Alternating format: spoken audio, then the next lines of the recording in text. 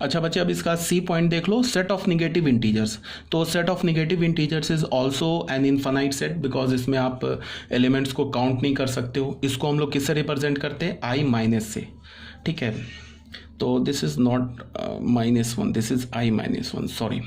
तो ये हमारे पास क्या है? i-, लिखो या z- लिखो, ये एक ही बात है। ये किसे रिप्रेजेंट करता है? सेट ऑफ निगेटिव इंटीजर्स को। अच्छा, सेट में बाय कन्वेंशन हम लोग कैसे लिखते हैं?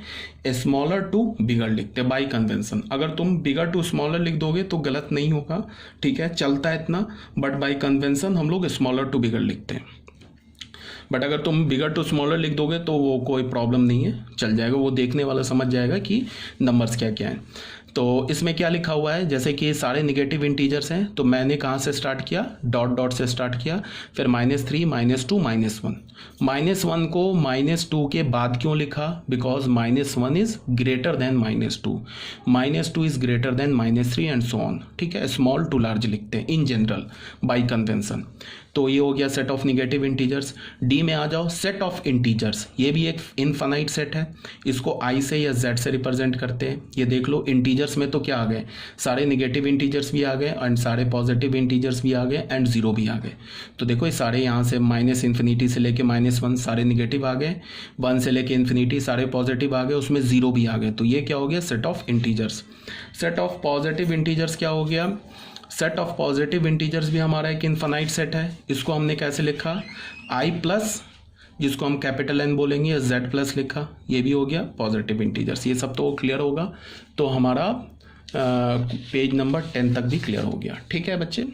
अब आ जाओ पेज नंबर 11 में। पेज नंबर 11 में क्या है? Set of non positive integers. Non positive का मतलब क्या हुआ? जो निगेटिव नहीं है, सॉरी, जो पॉजिटिव नहीं है। नॉन पॉजिटिव जो पॉजिटिव नहीं है, तो निगेटिव भी पॉजिटिव नहीं है, जीरो भी पॉजिटिव नहीं है।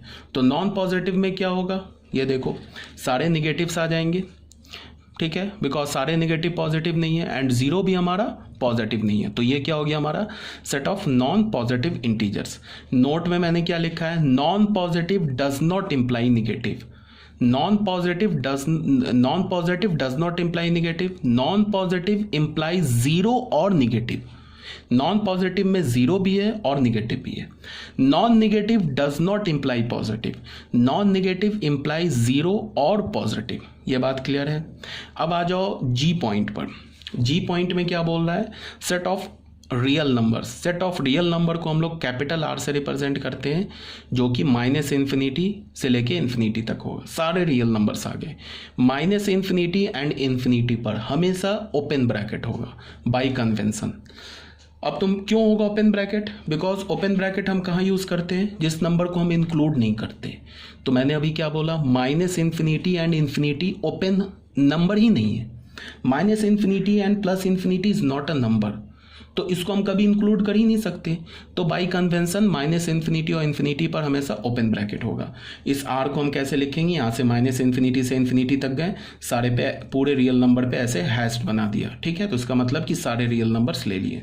नोट में क्या लिखा है? By default open brackets will be on -∞ और +∞। By default open bracket use होगा +-∞ पे।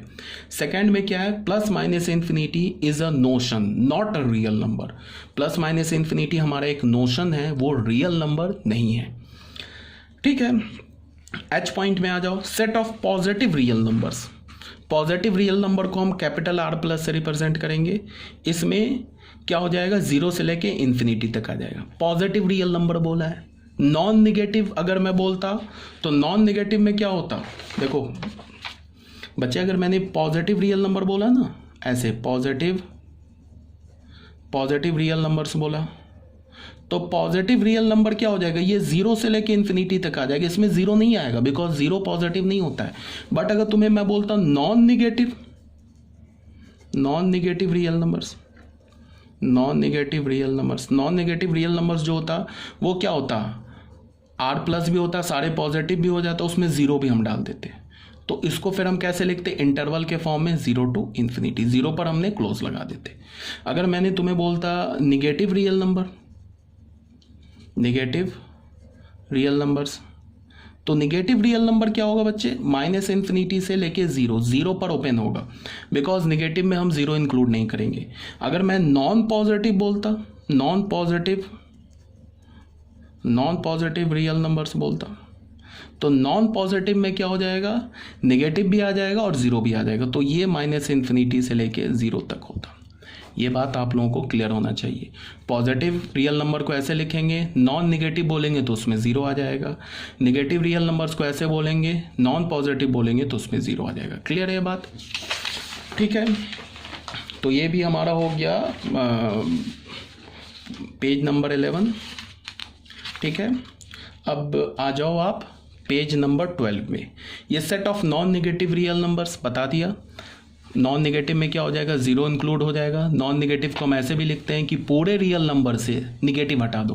तो जब पूरे रियल नंबर से तुम निगेटिव को हटाओगे तो क्या होगा, जीरो नहीं हटेगा, बिकॉज निगेटिव बोल रहा हूँ ना, निगेटिव को तुम्हें एक्सक्लूड करना है, तो जीरो निगेटिव में नहीं आएगा, तो जीरो रह जाएगा। तो ये इसको तुम ऐसे भी लिख सकते हो, R minus negative all real number को हटा दिया, या आर प्लस में हमने जीरो इंक्लूड कर दिया, एक ही बात है। इसको मैंने नंबर लाइन में भी दिखाया है, जीरो इंक्लूड करके, and all positive real numbers. ठीक है, सेट ऑफ नॉन पॉजिटिव का क्या मतलब है, नॉन पॉजिटिव का मतलब है कि निगेटिव प्लस जीरो। तो हमने क्या किया, देखो बच्चे, यहाँ पे माइनस इन्फिनिटी से जीरो तक के सारे रियल नंबर्स ले लिए और जीरो पर क्लोज बनाया, इसका मतलब जीरो भी ले लिया। तो इसको हम क्या लिखेंगे, ऑल रियल नंबर से पॉजिटिव रियल नंबर को हटा देंगे, या फिर इसको हम बोलेंगे कि ऑल रियल नंबर में निगेटिव रियल नंबर में जीरो इंक्लूड कर देंगे, तो एक ही बात हो जाएगा, जीरो से लेके माइनस इन्फिनिटी तक। क्लियर है बात? अब आ जाते हैं सेट ऑफ रैशनल नंबर। तो सेट ऑफ रैशनल नंबर को किससे रिप्रेजेंट करेंगे, कैपिटल क्यू से। ये क्या होता है, which can be written in p by q form where p and q belongs to integer and q is not equal to zero. ये तो ऑलरेडी डिस्कस किया हुआ है। ठीक है, इर्रेशनल नंबर क्या होता है, ये एम पॉइंट है। इर्रेशनल नंबर क्या होता है, अभी मैंने बताया है, क्यू पे पावर ऐसे स्मॉल सी, क्यू कंप्लीमेंट या क्यू बार। ये क्या होता है, पूरे रियल नंबर से रैशनल नंबर को हटा दो तो क्या हो जाएगा, इर्रेशनल नंबर बच जाएगा। तो क्यू कंप्लीमेंट का क्या मतलब हो गया, the set of all x such that x is not equal to p by q. Rational number किसे बोलते हैं, x is equal to p by q form, तो इर्रेशनल क्या होगा, x is not equal to p by q form where p and q are integers and q is not equal to zero. Irrational number का example क्या हो गया, जितने भी non perfect square हैं, जैसे कि रूट फाइव परफेक्ट स्क्वायर नहीं है, root 10, root 11, root 12, root 13, root 14, root 19, ये जितने भी इम्परफेक्ट स्क्वायर हैं, जितने भी इम्परफेक्ट क्यूब रूट हैं, जैसे कि मैंने बोला कि क्यूब रूट ऑफ 9 का क्यूब रूट क्या है, तो 9 का क्यूब रूट तो एक नेचुरल नंबर नहीं आएगा। जितने भी इम्परफेक्ट, जैसे मैंने अगर 27 का क्यूब रूट बोला वो तो 3 आ जाएगा, बट अगर मैंने 9 का क्यूब रूट बोला वो तो नहीं डिफाइंड है, मतलब डिफाइंड तो है सॉरी, बट वो एक परफेक्ट क्यूब नहीं है, 9 का क्यूब रूट परफेक्ट क्यूब नहीं है। तो जितने भी परफेक्ट स्क्वायर है, जितने भी परफेक्ट क्यूब रूट है, सॉरी, जितने भी इम्परफेक्ट स्क्वायर रूट हैं, जितने भी इम्परफेक्ट क्यूब रूट हैं, जितने भी इम्परफेक्ट फोर्थ पावर रूट है, ये सारे इर्रेशनल नंबर होते हैं। उसके बाद जैसे root 2 not perfect square, so it is an irrational number. Root 3 not perfect square, so it is an irrational number. Pi तो फेमस इर्रेशनल नंबर है। उसके बाद आता है स्मॉल ई, ये आप कैलकुलस में पढ़ोगे, इसे हम नेपियर्स कांस्टेंट भी बोलते हैं। इस स्मॉल ई का जो अप्रॉक्स वैल्यू होता है वो 2.71 डॉट डॉट। हम तो आगे पूरे डेसिमल के बाद सारे नंबर्स को तो लिख ही नहीं सकते बिकॉज ये इर्रेशनल है। पाई का भी अप्रॉक्स वैल्यू क्या होता है, 3.14 डॉट डॉट। सारे डेसिमल के बाद नंबर्स हम लिख ही नहीं सकते बिकॉज ये भी इर्रेशनल है। तो pi is not equal to 22/7, pi is approx equal to 22/7, और पाई का अप्रॉक्स वैल्यू इज 3.14, या ऐसे बोल लो approx value of pi is 22/7। E हमारा स्मॉल ई नेपियर्स कांस्टेंट होता है and it's approx value is 2.71। तो ये भी हमारा पेज नंबर 12 क्लियर है। आई थिंक आपको इतने ही पेजेस दिए गए अभी, सॉरी PDF के फॉर्म में। तो ये मैं आपको, अब इसको जो वीडियो है तुम्हें करना क्या है, सबसे पहला जो फर्स्ट प्रॉब्लम है वो आता है डाउनलोड करने में। तो वो बच्चे थोड़ा करना होगा। अभी जो पूरा वर्ल्ड है ये लॉकडाउन और ये जो हमारा जो पैंडेमिक है इससे वो जूझ रहा है, ठीक है, पूरे वर्ल्ड की बात कर रहे हैं, चाहे वो कोई भी कंट्री हो, कोई भी स्टेट हो, कोई भी गली मोहल्ला हो, कोई भी इंसान हो, सब इस प्रॉब्लम से जूझ रहे हैं। थोड़ा आपको प्रॉब्लम फेस करना होगा। अगर नेट का स्पीड कम है तो आप कोशिश करो कि डाउनलोड करो उसको, रात में थोड़ा ट्राई करना है, स्पीड बढ़ जाती है, अर्ली मॉर्निंग स्पीड बढ़ जाती है नेट की। तो आप वीडियोस डाउनलोड करो, वीडियोस डाउनलोड करने के बाद उसे देखो, ट्राई करो उसे MX प्लेयर पे देखने के लिए। एक तो होता है कि तुम मोबाइल के डिफ़ॉल्ट जो वीडियो प्लेयर होते हैं ना उस पर वीडियो खुल जाएंगे, ठीक है। MX प्लेयर पे बेनिफिट क्या है कि MX प्लेयर पे अगर तुम वीडियो देखोगे तो उसमें एक जूम ऑप्शन होता है। जैसे तुम्हारा MX प्लेयर पे वीडियो चल रहा है ना, तो कहीं पे अगर मान लो ब्लर दिख रहा है तो वहाँ पे तुम ऐसे करोगे ना तो वो जूम हो जाएगा, तो तुम क्लियर देख सकते हो। फिर ये जूम हो जाएगा, फिर अगर तुम ऐसे करोगे तो वो कंप्रेस हो जाएगा। कंप्रेस बोलने का मतलब कि फिर वो अपना ओरिजिनल फॉर्म में आ जाएगा। तो एक ये फ़ायदा है। दूसरा क्या है, थोड़ी विजिबिलिटी जो होती है ना MX प्लेयर पे वो थोड़ी सही होती है। तो MX प्लेयर पे वो गूगल प्ले स्टोर से जाके तुम वहाँ से डाउनलोड कर सकते हो। MX प्लेयर डाउनलोड करके वहाँ से देखो और वीडियोस डाउनलोड करो। प्रॉब्लम होगी तुम्हें वीडियोस डाउनलोड करने में, तो उसका भी कुछ भी नहीं कर सकते बिकॉज पूरे JNK में 2G चल रहा है अभी। तो ट्राई करो एंड इसको कोई डाउट हो अभी इसके वीडियो में जो अभी जितने वीडियोस बताए मैंने, तो मेरा कोई डाउट है तो बच्चे पूछ लेना। डाउट पूछने में कोई हेजिटेशन नहीं है। ये मत सोचना कि मैं अगर ये डाउट पूछूंगी मुझे पता नहीं सर क्या बोलेंगे कि इसे इतना भी नहीं आता है। तो इतना भी नहीं आता है तो ये अभी पता चल जाएगा तो सही है, मैं उसे फिर सही कर दूंगा, तुम्हें क्लियर कर दूंगा, तो तुम फिर सीख जाओगे। बाद में पता चलेगा 12th जब तुम क्लास में आ जाओगे, उसके बाद अगर मैं टीचर को पता चलेगा कि तुम तो 11th के भी का टॉपिक नहीं जानते हो तो वो ज़्यादा प्रॉब्लमेटिक होगा ना। तो आप जो भी डाउट है आप पूछ लेना, ठीक है, उसमें कोई हेजिटेशन नहीं है। यहाँ तक क्लियर होना चाहिए। इस वीडियो के बाद फिर मैं तुम्हें नेक्स्ट PDF भेजूँगा। मैंने तुम्हें बता दिया है कि मेरे पढ़ाने का क्या मतलब, कैसे मैं पढ़ाऊँगा। पहले मैं PDF भेजूँगा, PDF के बाद वीडियो भेजूँगा।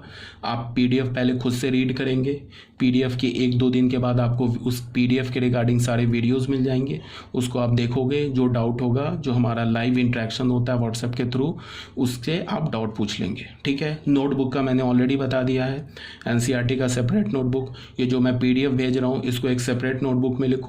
जितने भी वीडियोज़ हैं आपके पास, अगर लैपटॉप है एक्स्ट्रा उसमें स्पेस होता है तो उस स्पेस में सारे लैपटॉप पे जो टीचर्स के वीडियो है उनको एक अलग अलग फोल्डर बना लो। मैथ्स का एक अलग फोल्डर बना लो, उसमें मैथ्स के जितने भी वीडियोस लेक्चर आपने डाउनलोड किए मोबाइल से उसको डेटा केबल के थ्रू अपने लैपटॉप में सेव कर लो। फिजिक्स का एक अलग फोल्डर बना लो, केमिस्ट्री और बाकी जो अदर सब्जेक्ट्स हैं उनका एक अलग अलग फोल्डर बना लो लैपटॉप में, और सारे वीडियोज़ को मोबाइल से आप अपने लैपटॉप में स्टोर कर लो डेटा केबल के थ्रू। इन फ्यूचर वो काम देगा, बहुत ही बेनिफिशियल होगा इन फ्यूचर। अगर मान लो तुम 12th में पहुंच गए, तुम्हें कोई चैप्टर तुम भूल गए या तुम्हें नहीं समझ में आ रहा है, तो तुम्हें कुछ नहीं करना है, बस उस वीडियोस में जाके दोबारा एक बार वीडियो देख लेना है, फिर से तुम्हारा क्लियर हो जाएगा। तो ऐसा नहीं है कि वीडियोस डाउनलोड भी करते जा रहे हैं और बाकी जो पुराने वीडियोस होते जा रहे हैं उसको डिलीट भी करते जा रहे हैं। डिलीट मत करो, तुम्हारे पास एक्स्ट्रा बैकअप है, लैपटॉप है या एक्सटर्नल हार्ड डिस्क है या किसी और 1-2 मोबाइल्स हैं, तो उस पर वो साथ में सेव भी करते रहो, ये तुम्हें काम देगा, ठीक है। फिर ओके, थैंक यू।